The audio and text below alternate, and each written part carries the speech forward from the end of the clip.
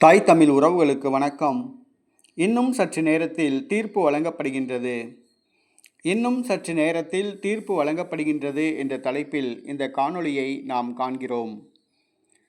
சென்னை அண்ணா பல்கலைக்கழக வளாகத்தில் ஒரு மாணவிக்கு பாலியல் தொந்தரவு கொடுத்த வழக்கில் திமுக பிரமுகர் ஞானசேகரனுக்கு இன்னும் சற்று நேரத்தில் தீர்ப்பு வழங்கப்படுகிறது. கடந்த ஆண்டு சென்னை அண்ணா பல்கலைக்கழக வளாகத்தில் ஒரு மாணவிக்கு பாலியல் தொந்தரவு கொடுத்தார் ஞானசேகரன்.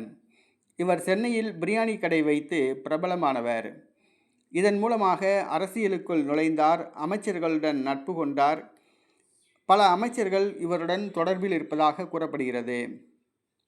பிரியாணி கடை வைத்து சம்பாதித்த லாபத்தில் தன்னுடைய ஆட்டத்தை ஆரம்பித்தார்.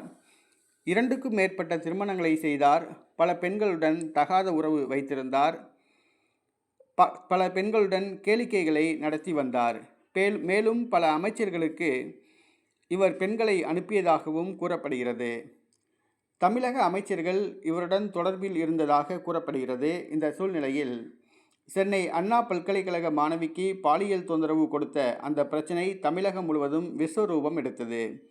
காவல்துறை இந்த ஞானசேகரனை மூடி மறைத்து தப்பிக்க வைக்க பார்த்தது. இந்த சூழ்நிலையில் தமிழகத்தில் உள்ள அனைத்து அரசியல் கட்சிகளும் இந்த பிரச்சனையை எதிர்த்து போராட்டம் நடத்தின. திமுகவிலிருந்து ஞானசேகரன் நீக்கப்பட்டார். திமுகவில் பல பொறுப்புகளை வகித்தவர் என்பது குறிப்பிடத்தக்கது.